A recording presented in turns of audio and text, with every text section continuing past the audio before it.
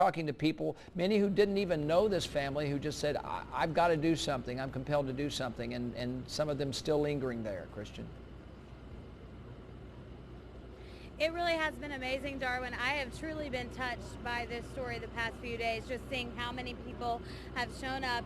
And they're not just showing up, you know, it has been hot out here. They have been getting on the ground and just searching for miles and miles in the woods for this little girl. Just so many people truly care. Let's step out of this way. They have some coolers that they're getting off this truck. Sorry, I don't want my photographer to get pummeled. Over here I have Katie Emer, and she's with the Salvation Army. They're one of the many community groups that are here helping out. Katie, tell me what the Salvation Army is doing here today to help. Well, we've been out here since last night. We came out, the first responders called us and needed someone to support them as they work around the clock. So we're providing food, hydration to them, and also to the folks who are still out here, these friends and families. They just don't know where to go or what to do. So in addition to the food that we're offering, we're also offering support, whether it's a hug or a prayer that these folks need. We're just out here for anyone. You were out here when you heard that a body had been found. What did that do to you as a mother? It's so heartbreaking. With two little ones, you know, I just can't imagine what they're going through, and just to see it all unfold, it's hard to see. It really is. And I think that's just how you're getting emotional. We've all been emotional out here because I think we really were all hopeful that this would have a good outcome. You know, a lot of us were getting the feeling that, oh, I have to step out of the way, sorry.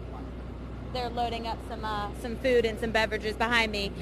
You know, I think all of us were starting to get the feeling that there was possibly foul play involved as the hours went on and as we heard some of the fishy circumstances. But, you know, we still don't know at this time what happened. So the point out here is just to console people and to provide food, right? How thankful do you feel that you can be here to help these folks? Oh, it's such a blessing. This is what we're here to do for the Salvation Army. We're here to serve anyone that's in need, you know, whether it's the homeless person on a day-to-day basis or this community that is just grieving and hurting right now. The Salvation Army is here to fill that need. What has touched you or surprised you the most over the past few days? Well, there's been just such a community rally here. I couldn't believe when I drove into the Food for Less how many folks were here this morning in support of this little girl and her family. So that's been wonderful to see throughout this whole thing. You know, we're waiting to hear more from police. I'm sure you are too. But in the meantime, Salvation Army here, as they always are. Thank you so much, Katie. They're always such a help and an aid to the community. I just want to step out of the way so you can just see more about, you know, what we're talking about with this community involvement. You see folks passing out hot dogs. People have brought cakes.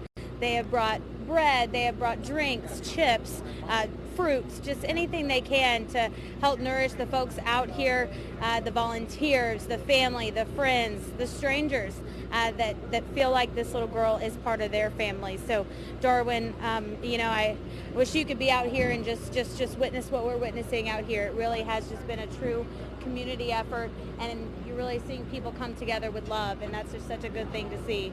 So, a heartbreaking end, but it's a positive thing to see the community coming together like this.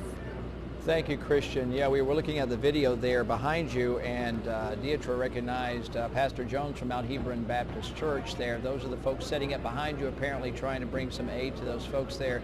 It's just, you know, there's no license for compassion. I think everybody just rushes to the aid. There's people that are frustrated right now and don't know what they can do, but there is something they can do, and that is to try to find whoever did this, if indeed someone did do this. And once again, we're just playing on the side of caution right now, but that's the courage to call. I guess I keep coming back to that because I think it's such an important statement, the FBI saying they want someone to call 1-800-CALL-FBI. Have the courage to call because someone out there indeed knows what happened to this little girl. Let's talk about where she was found. Once again, she was found in an area very industrialized. It is about a 3 minutes drive, according to Andrea Ramey, from where the searching was going on. So, and that's where the little girl lived. So it's probably at least, quarter of a mile to a mile away. I'm not quite sure how the crow flies over there, but it's definitely a good distance. Why a little girl, 8 years old, would go to a very remote industrial area with abandoned buildings and wind up in a trash pile, partially covered, It's all very curious, and it's all very sinister sounding, and it very well could be. We haven't got a confirmation that this was intentional, but it certainly looks that way. And once again, it's that courage to call. Someone out there knows or can recognize that woman in the video, that person of interest that the FBI and the Prichard police have put out there. The last pictures we may have seen, and in a moment it'll pop up, you'll see a little 8-year-old Hiawayi Robinson. She'll be in the upper right-hand corner of that picture. She'll pop up there, and that may be her right there in front too. For some reason, this woman that is with her in that store is a person of interest. Do you have the courage to call if you know something about this? 1-800-CALL-FBI if you do.